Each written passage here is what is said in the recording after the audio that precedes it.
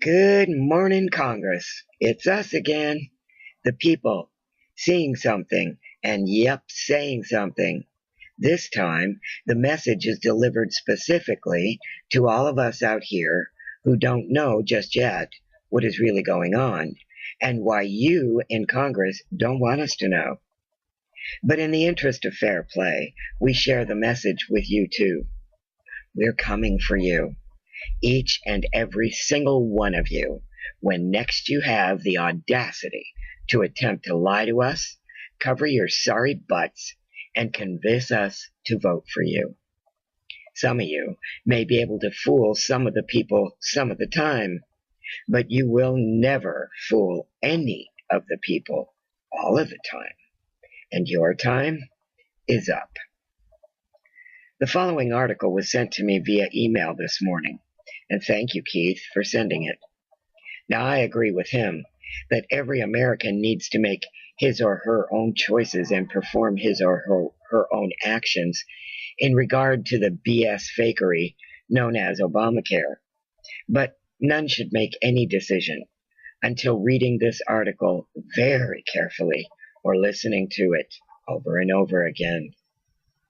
Since part of the plan to bring this nation down was and is the complete dumbing down of the populace and heavy indoctrination instead of education in our schools, too many of us cannot read, will not read, or simply do not have the time to read because they are working 2 or 3 jobs just to feed themselves. So for those who prefer audio, I'll read the article and then I'll send it out in text, far and wide.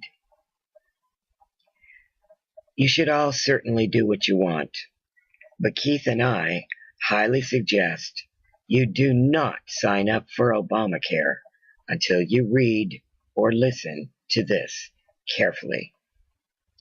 Chief Justice Roberts carefully worded his ruling and left out any requirement to participate for 95% of Americans. One stone, two powers. How Chief Justice Roberts saved America. So David triumphed over the Philistine with a sling and a stone. Without a sword in his hand, he struck down the Philistine and killed him. 1 Samuel 17:50. Many people are very angry at Chief Justice John Roberts for his ruling that ObamaCare is constitutional as a tax. They are outraged at what they see as his validation of the complete usurpation of constitutional protections and terrified that America has been effectively destroyed.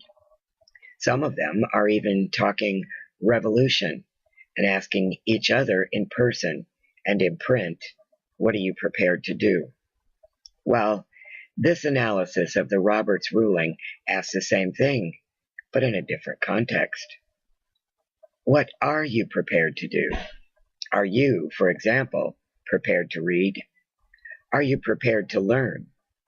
Are you prepared to entertain the concept that you might be wrong about Roberts, about what he actually ruled, about what he actually meant, about what he actually did, and why the rest of the court would not stand with him? Because if you aren't, then don't bother reading or listening any further. Beware, this analysis pops bubbles hard. Here's a taste of what I mean. You know, all the yowling and screaming about how Roberts changed a penalty into a tax? In his ruling, Roberts quoted ObamaCare itself at Title 26, Section 5000A, G1, which reads, "The penalty provided by this section shall be assessed and collected in the same manner as an assessable penalty under Subchapter B of Chapter 68, period." Then Roberts did this amazing, totally judicial thing that no one else can possibly do except someone with his vast power at their fingertips. He actually looked up the law that Obamacare quoted, and when he did, he found that subchapter B of Chapter 68, specifically at Section 6671A, says, "The penalties and liabilities provided by this subchapter shall be assessed and collected in the same manner as taxes."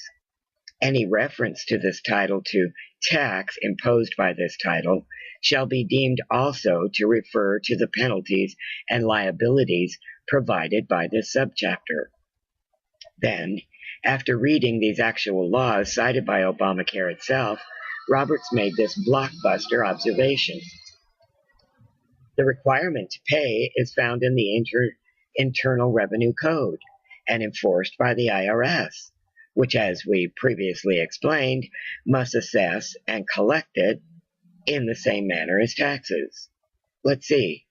Roberts said the penalty must be assessed and collected in the same manner as taxes after reading that ObamaCare itself invokes Section 6671A, which literally and specifically states the penalty must be assessed and collected in the same manner as taxes. Wow, that's a radical ruling. And what exactly is Section 6671A? It's a part of the Internal Revenue Code that was there before Obamacare was ever created. All Obamacare did was point to it and say, use that. So why weren't Americans enraged about how Section 6671A equates the treatment of penalties as taxes before Obamacare? People can disagree with him if they want, but how the hell can anyone say Roberts is legislating from the bench when he simply repeats back pre-existing tax law that Obamacare references for itself? Of course, the answer to that question is simple. No one actually looked up the laws before they decided that their country had been destroyed. Yet they're ready to fight a revolution over it. A revolution for what? To make new laws that they still won't read. If you want to get angry about how the other 8 justices didn't point out this simple fact about penalties already being treated as taxes. After that, that's what the judges are supposed to do, right? Point out what the law is, rather than what anyone wants it to be, right? And isn't that exactly what Chief Justice did here? Maybe that's why he's Chief Justice. He gets to read the actual laws. Maybe all the other justices have to listen to the media to find out how they should rule. So you're warned. This analysis is not for the squeamish. But if you really want to learn what Roberts did and why he did it, and what the Obamacare tax laws actually mean, as opposed to what you thought they meant, read on or listen on. And you can start by understanding this. Chief Justice Roberts limited the constitutionality of Obamacare to only those statutorily defined persons upon whom the income tax is imposed. 95% of the American population are not those statutorily defined persons. Therefore, Obamacare does not apply to 95% of the American population. Don't believe me? Then, like I said, read on.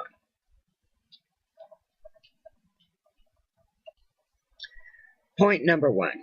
Imposed means enforced. Part 1. Taxes, whether voluntary or not, are subject to enforcement. If a tax can't be enforced, it's not a tax. That's why the income tax law, Title 26, Chapter 1, Section 1, starts out with, "There is hereby imposed on the taxable income of every individual," unquote. And the Obamacare law, Title 26, Section 5000A, B1, starts out with, there is hereby imposed on the taxpayer who is an applicable individual a penalty, unquote. Notice the mutual use of the word imposed. It means enforced by the government. Point number 2. Obamacare is part of the income tax laws. Obamacare at Title 26, Section 5000 AB2 states, any penalty imposed by this section shall be included with the taxpayer's return under Chapter 1, unquote. Chapter 1 of Title 26, the Internal Revenue Code, is where the income tax is imposed. Title 26 is also where Obamacare is found. So when Obamacare penalties, which enable it to be imposed and therefore enforced, are specified within Obamacare itself to be part of the income tax return, then they are also thereby making those penalties subject to the income tax enforcement laws of Title 26. Point number 3. Obamacare is written to deceive. In his ruling, Roberts observed that Obamacare specified that its penalty, quote, shall be assessed and collected in the same manner as an assessable penalty under subchapter B of Chapter 68, unquote, which in turn specifies that those penalties, quote, shall be assessed and collected in the same manner as taxes, unquote. Then he notes that the authority for those acts are found in Section 6201, Assessment Authority, Section 6301, Collection Authority, unquote, which are the same authorities used for assessing and collecting income taxes. Then Roberts says something very curious. He says, quote, that interpretation is consistent with the remainder of Section 5000 AG, which instructs the Secretary on the tools he may use to collect the penalty. See Section 5000 AG 2A, barring criminal prosecutions. Section 5000 AG 2B, prohibiting the Secretary from using notices of lien and levies, unquote. Look what stands out. What Roberts is saying are, quote, tools that may be used to collect the penalty, unquote, are actually, if you look at his parenthetical descriptions, denials of the tools necessary to collect the penalty. The first refers to barring criminal prosecutions, and the second refers to prohibiting the Secretary from using notices of liens and levies. So, how are they tools that may be used to collect the penalty? And besides, just how is the Obamacare tax penalty going to be collected if both criminal prosecutions and liens and levies cannot be used to go get it? Roberts is drawing our attention to these statutes. Let's look at them. Title 26, Section 5000 AG2 says, notwithstanding any other provision of law, A. In the case of any failure by a taxpayer to timely pay any penalty imposed by this section, such taxpayer shall not be subject to any criminal prosecution or penalty with respect to such failure. B. The Secretary shall not, parenthesis I, file notice of lien with respect to any property of a taxpayer by reason of any failure to pay the penalty imposed by this section, or, in parentheses II, levy on any such property with respect to such failure. Section A has to do with barring criminal prosecutions. Sounds nice, but what does it apply to? A failure to timely pay a penalty. Guess what? Failure to timely pay a penalty is not a criminal act. Usually, it invokes further penalties and interest.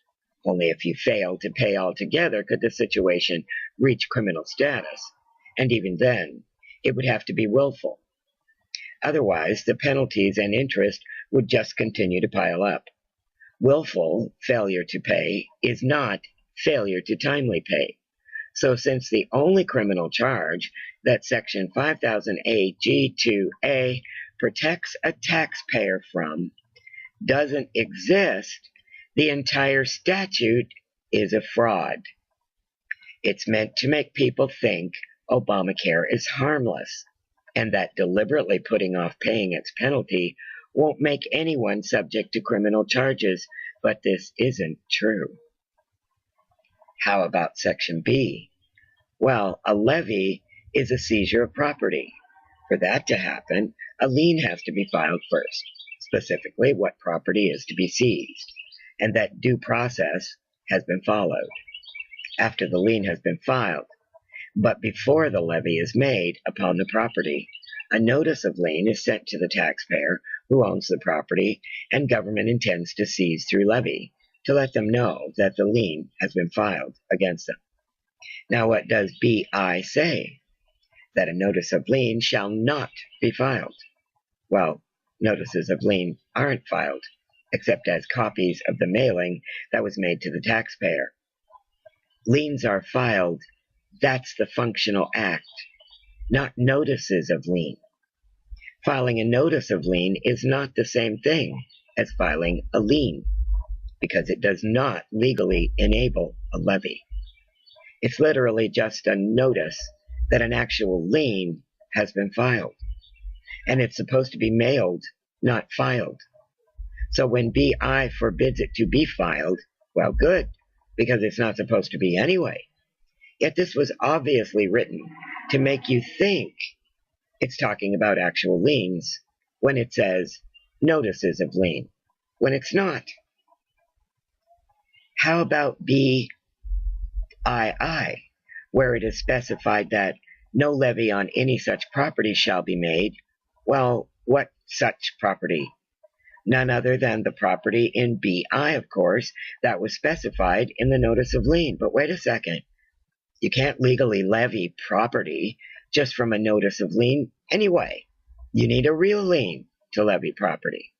So this section, once again, is saying that something illegal will not be done by the government.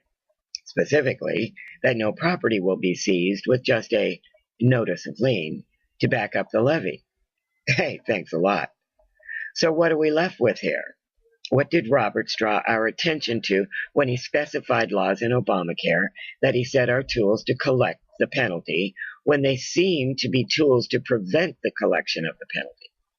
He did nothing less than to indicate that these prevention tools are no such thing, that they block nothing, and that the only actual tools that are indicated enable the full collection powers of Title 26 laws to be used, i.e., it's a fully functional Death Star, and not just those directed by Subchapter 8 of Chapter 68, but also criminal penalties and lien and levy powers.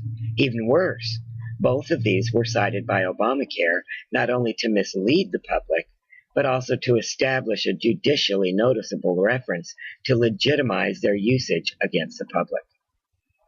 Roberts deliberately drew attention to this, and in doing so, he effectively said, "Watch out, read carefully. This ruling is dealing with a law that was written to deceive. You have to be very careful in your reading of both it and my ruling if you want to understand what everything means," unquote. Then, concerning enforcement, he showed that nothing in ObamaCare blocks the usage of Subchapter B of Chapter 68, criminal or lien and levy powers against taxpayers to collect ObamaCare penalties. And most importantly, ObamaCare is written to deceive. Point number 4. Person has different legal definitions for different purposes. So what else is ObamaCare being so deceptive about? Well, when Chief Justice Roberts referenced ObamaCare's use of Subchapter B of Chapter 68, he cited a statute from within that subchapter to support his interpretation of its usage. Specifically, he cited Section 6671A. If you look up 6671A, you'll find that it does indeed support Roberts' interpretation. You'll also find underneath it Section 6671B, right where the Chief Justice wanted you to find it. Title 26, Chapter 68, Subchapter B, Section 6671B states, The term person, as used in this subchapter, includes an officer or employee of a corporation or a member or employee of a partnership who, as such officer, employee, or member, is under a duty to perform the act in respect of which the violation occurs. That's a very important definition of person. But before we get into that subject, remember those two other enforcement tools that were supposedly banned from use, but actually were not, discussed above in point number 3. The first was criminal enforcement. The second was lien and levy powers. Criminal enforcement is found in Chapter 75 of Title 26. Thus, the definition of person for the purposes of criminal enforcement is found in that chapter. Specifically, it is found in Title 26, Chapter 75, Section 7343, and it reads, "The term person, as used in this chapter, includes an officer or employee of a corporation, or a member or employee of a partnership, who, as such officer, employee, or member, is under a duty to perform the act in respect of which the violation occurs." Finally, lien and levy powers are found in the chapters 63 and 64, specified by Chief Justice Roberts in his ruling, where he references them as the Assessment Section 6201A and Collection Section 6301 chapters, respectively. Now, liens are only useful to enable levies, so definitions for levy powers also reference lien powers. And in the levy chapter 64, at section 6332F, we find the following definition of person. The term person, as used in subsection A, includes an officer or employee of a corporation or a member or employee of a partnership who, as such officer, employee, or member, is under a duty to surrender the property or rights to property or to discharge the obligation. Take a moment at this point to compare the 3 definitions of person cited from references from Roberts' ruling listed above that are found in 3 different enforcement sections of Title 26. They are identical. Yet, if you look up the general Title 26 definition of person in section 7701A1, you will find the term person shall be construed to mean and include an individual, a trust, estate, partnership, association, company, or corporation. Notice that generally speaking, for the entirety of Title 26, the term person also means the term individual. That's why when the income tax laws and ObamaCare laws address individuals and persons, they have identical meanings. But compare the general definition of person in section 7701A1 above says it's just an individual, a trust, estate, partnership, association, company, or corporation. That's it. No fine print. But the definition of person for enforcement purposes in the above cited sections 6671B, 7343, and 6332F are way, way, way more narrow. To be that person, you have to be 1, an officer or employee of a listed type of corporation, and 2, under a duty to perform an act, and 3, in respect of said act, a violation occurs. That's a lot more specific than just being an individual, a trust, estate, partnership, association, company, or corporation. So what does this difference in the definitions of the term person mean? Well, it means that the definition of person the government can punish for tax violations is not the same definition of person that is used in the rest of Title 26. More specifically, it means that the only persons the government can impose tax violation enforcements against are officers or employees of a corporation who have a duty to act in some way regarding tax laws on behalf of their corporation and who violate those tax laws on behalf of the corporation they officially represent. Do you represent a corporation in an official capacity to the government on behalf of that corporation's tax obligations?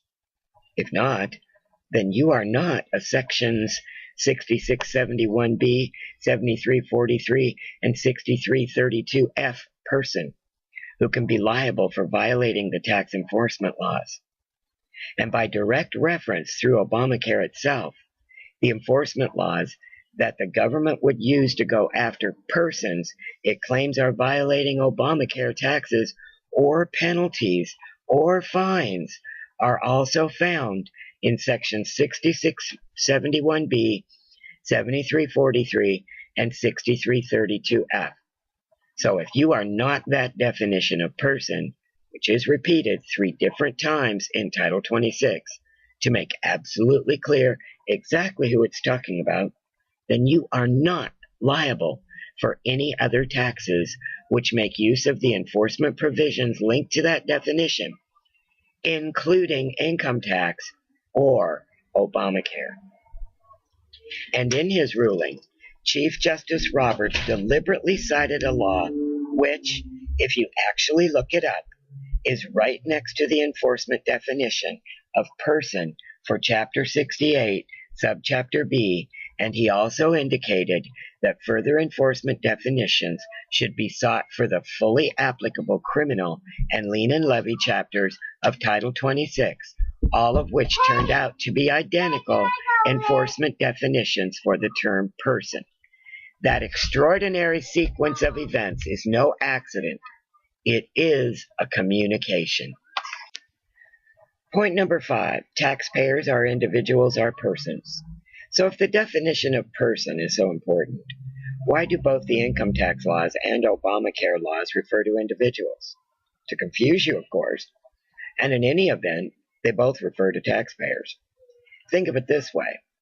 Persons or individuals may be subject to the enforcement of a particular tax, depending on a lot of things. Taxpayers, however, are persons or individuals who are subject to the enforcement of a particular tax. That's why Title 26, Section 7701A states the term taxpayer means any person subject to any internal revenue tax. So it's clear that both individuals and persons may be subject to tax, depending on what definitions of those terms apply to them. If they're liable, then they are referred to as taxpayers. That's why both the income tax statutes and the Obamacare statutes make so much use of the term taxpayers. When they are talking about someone who might be subject to the tax, then they use the terms person or individual. But when they're talking about someone who absolutely is subject to the tax, then they use the term taxpayer. Point 6, imposed means enforced. Part 2. Both the income tax and Obamacare start out by saying a tax is imposed, not a tax is made, or a tax exists, or just a tax. And imposed means enforced. If it can't be enforced, it can't be imposed. So if it can't be enforced against your definition of person, it can't be imposed on you. Even and especially if you fit the general definition of person or individual, but not the enforcement definition of person. And if it can't be imposed on you, you can't be a taxpayer for it.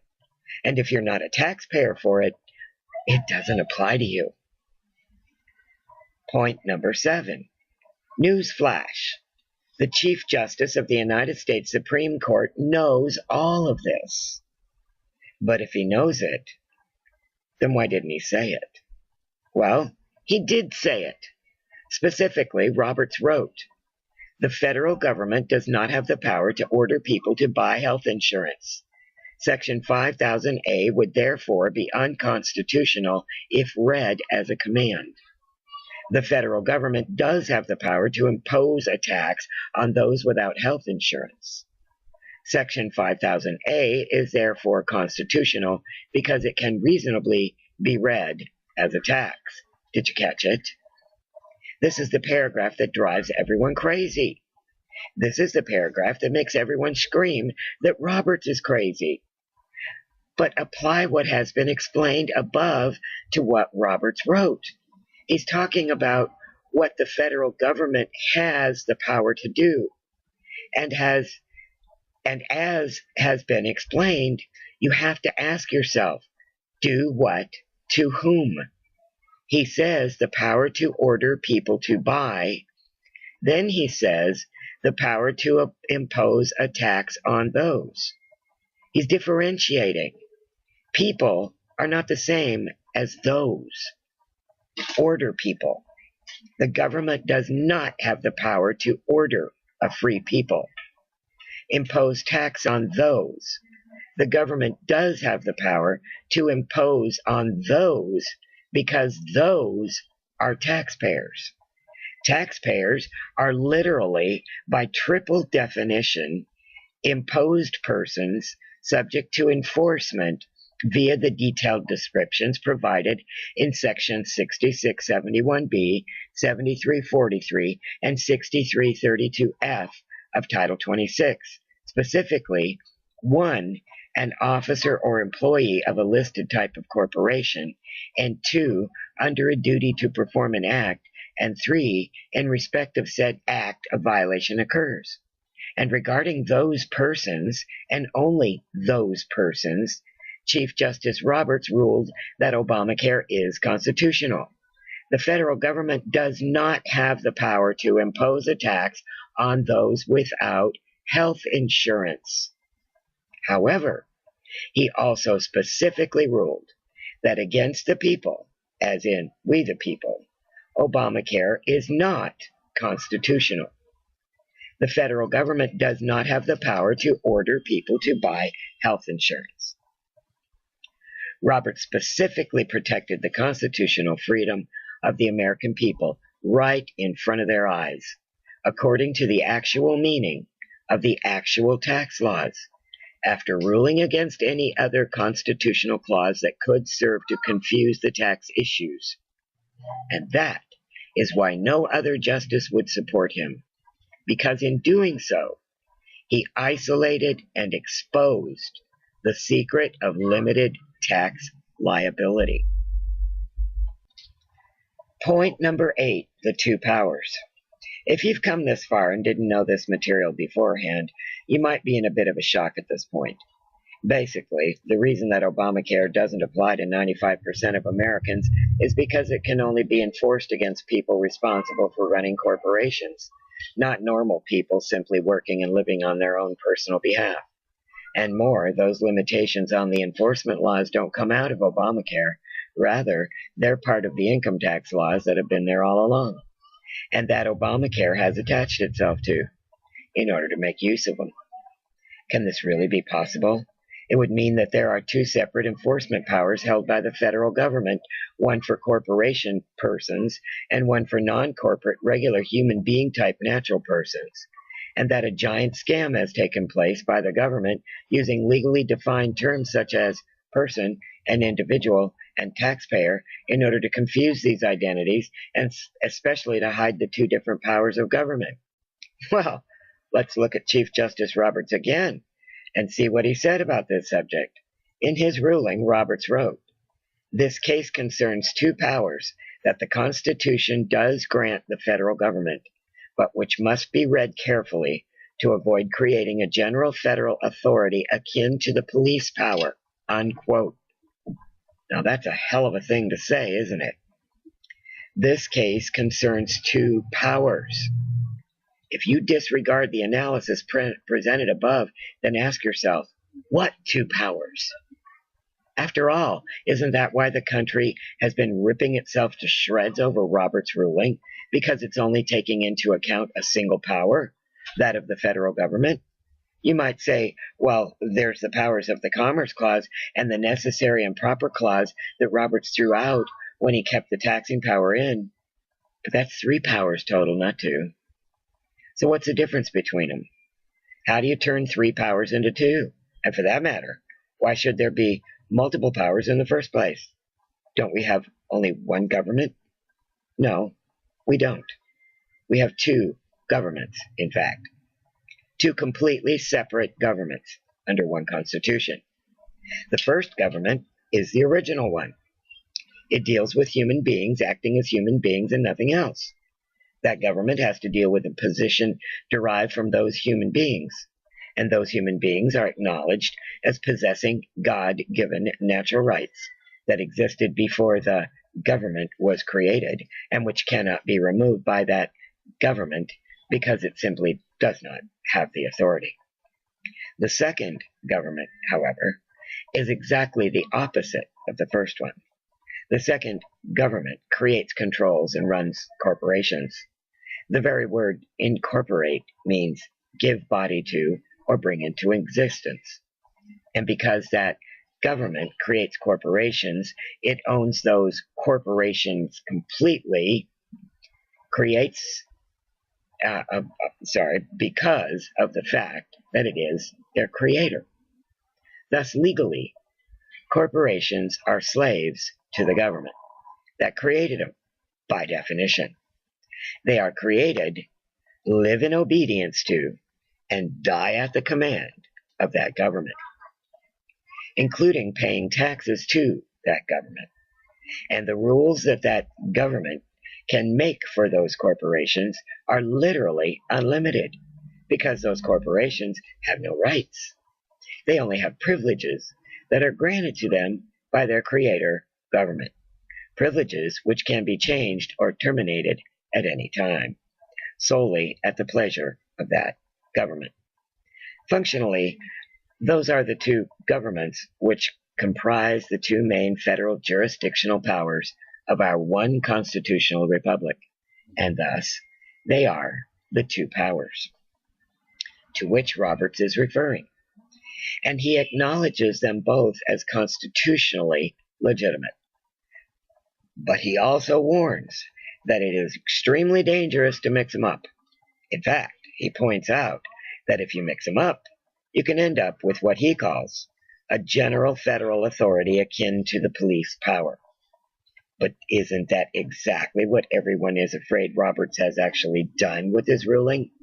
Yet here he is specifically warning everyone against making that interpretation of his ruling, and teaching that the way to avoid that terrible mistake is to read carefully. So that's what this analysis is. A very, very careful reading. It is not my interpretation of Roberts. It is my careful reading of what Roberts actually said, per his specific instructions. Two governmental powers exist. Roberts said so, and warned against confusing them. For the Chief Justice said that if we mix them up, we will create, by our very ignorance, a general federal authority akin to the police power. So what does that mean?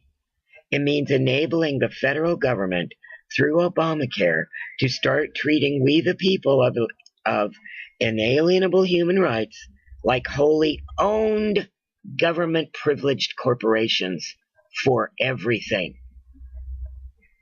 That is the definition of slavery, people. My interjection there.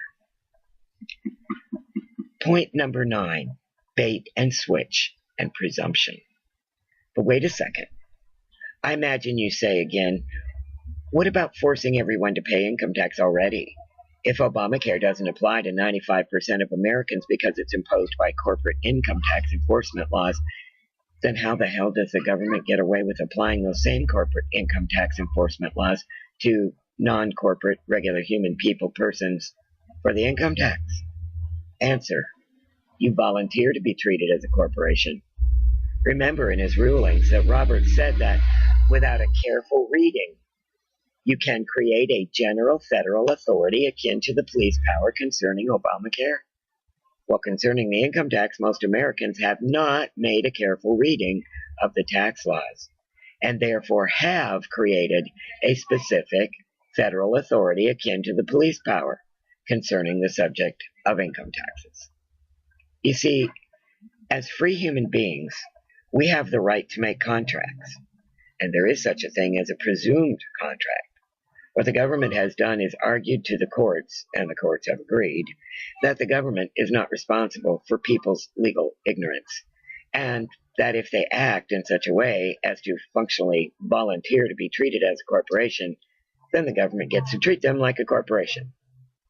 Even worse, courts have agreed that neither they nor other government officials have to tell you that you're being treated as a corporation, under the interpretation that you don't need to be told since you volunteered in the first place. And then, to top it off, the government has created rules to make it extremely difficult, if not impossible, for you not to be treated like a corporation anymore, by presuming that until you have proven you're not a corporation, they get to pound down on you just as if you were a corporation that was faking being a human being. As a result, you can actually be convicted for fraud and go to jail for demanding you not be treated as if you were a corporation. That's the way it is. So the technical answer is no. 95% of Americans don't have to pay the income tax because its enforcement mechanisms specify that only corporations or people responsible for corporations are subject to income tax enforcement. The practical answer, however, is that without a lot of money and legal representation, the government will use the presumption that you are a corporation against you to seize your money and property and throw you in jail, long before you can get through all the court hearings necessary for them to admit that you're a non-corporate human being type person. Or they will simply show you that that's what they're going to do to you unless you sign a document agreeing that you are, in fact, a corporation, and agree that you've been a very, very bad corporation and that you deserve to pay all sorts of fines in order to stay out of jail. That's the way it is.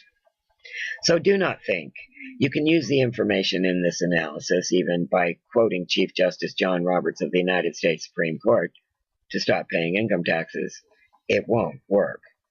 The IRS will simply stomp you into oblivion, because legally they get to treat you under the presumption that you are a corporation, and they don't have to acknowledge any presumed corporations that try to claim they are not corporations.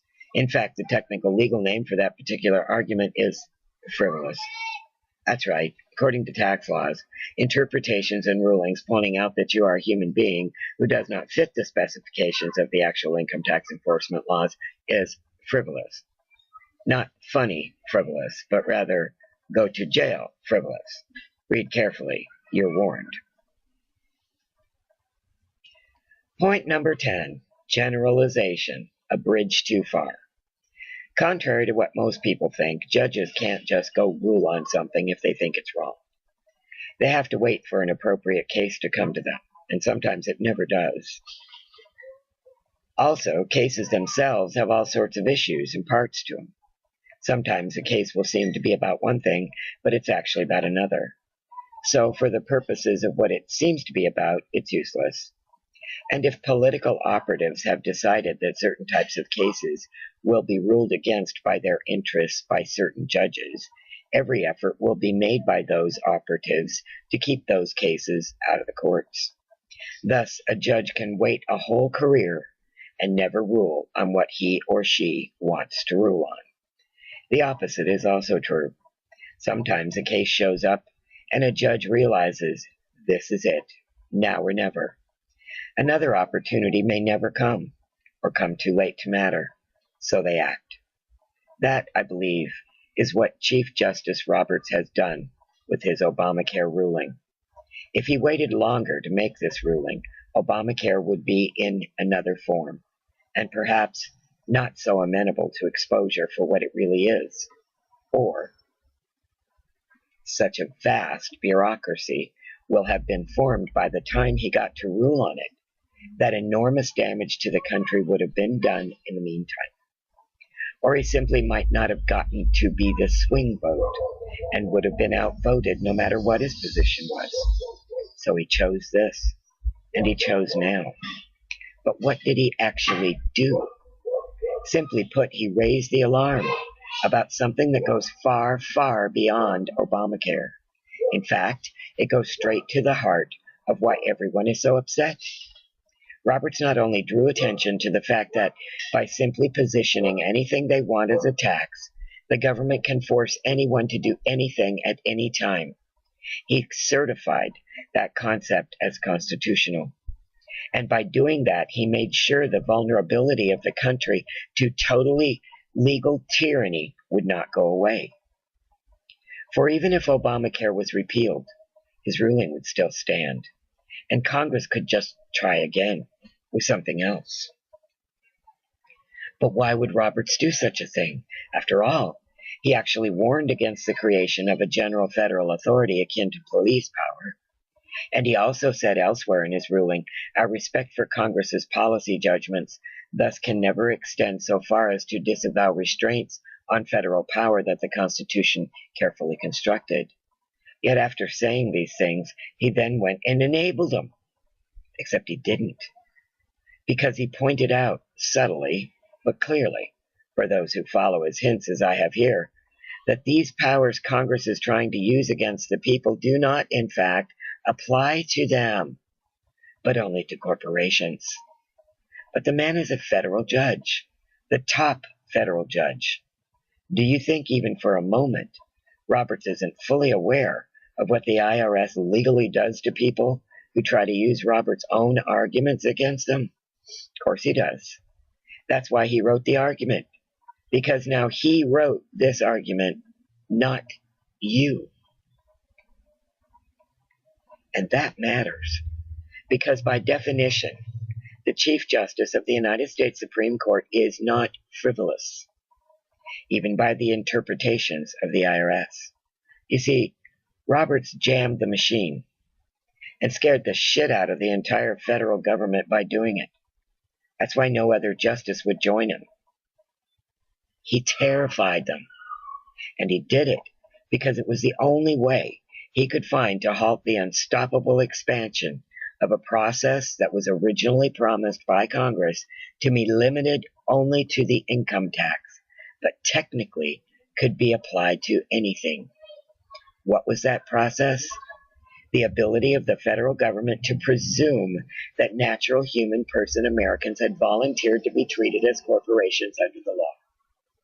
The ability of the federal government to do this without telling them, and that such a presumption had been made against them.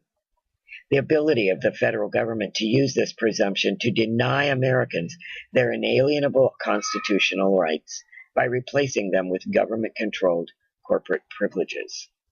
And finally, the ability of the federal government to not tell Americans how to get out of that presumption without being harmed by trying to do so.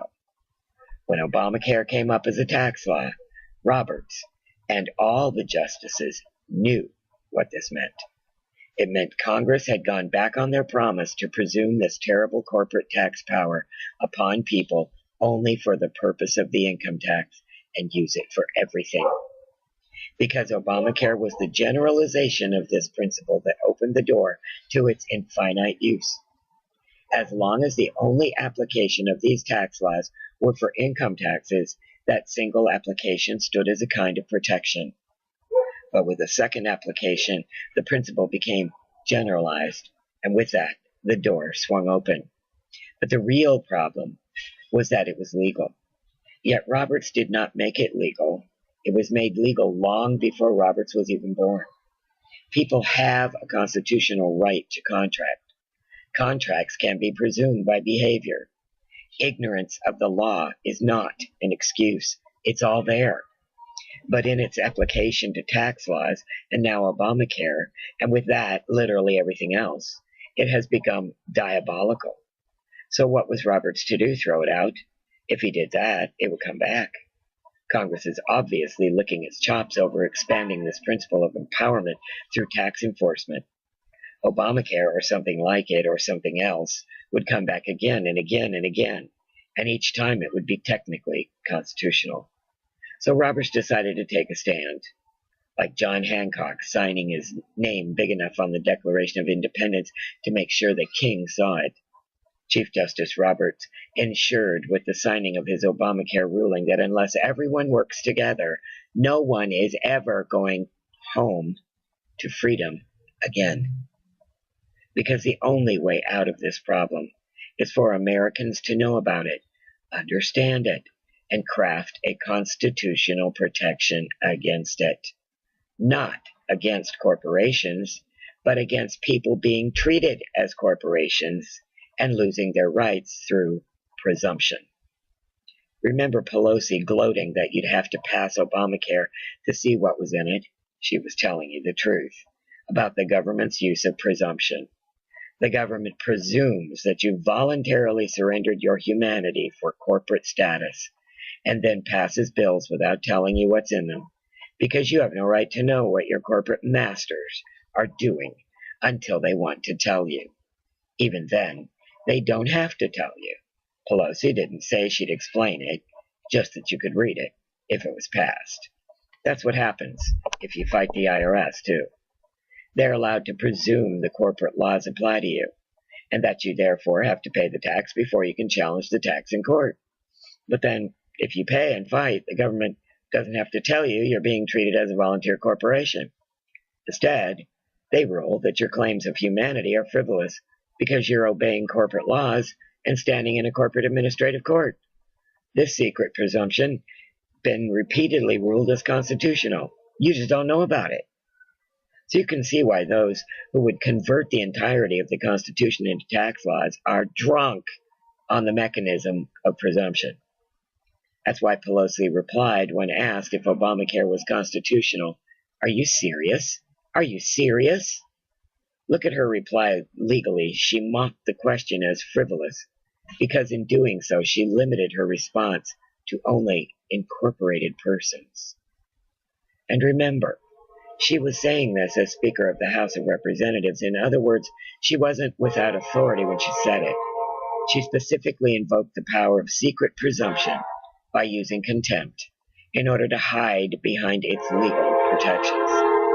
Government employees use this indemnification technique all the time because the people don't know it's a legal statement. Before Obamacare, secret presumption meant income tax.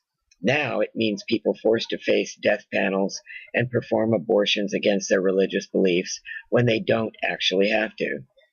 That's why secret presumption is the monumental problem Roberts has chosen to expose with his courageous ruling.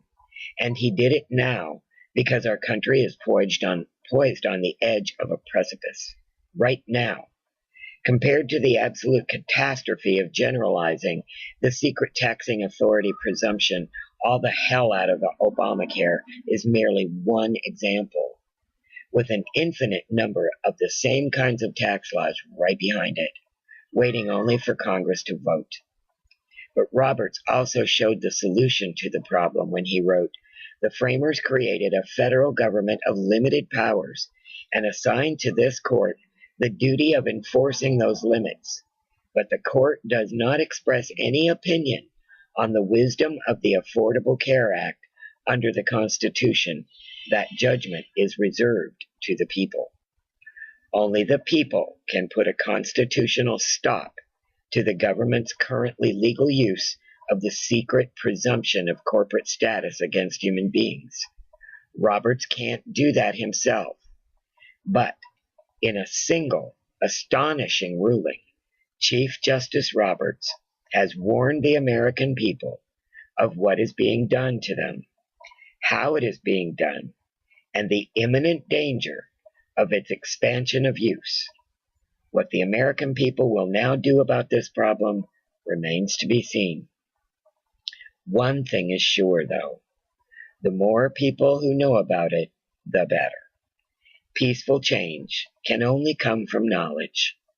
So pass the word." So is Justice Roberts a traitor, or is he a real American hero? I say it all depends on whether or not we the people pay attention to what he has done and act accordingly. It seems to me that it is abundantly clear that now, more than ever before in the history of this country, it is imperative that we do not comply.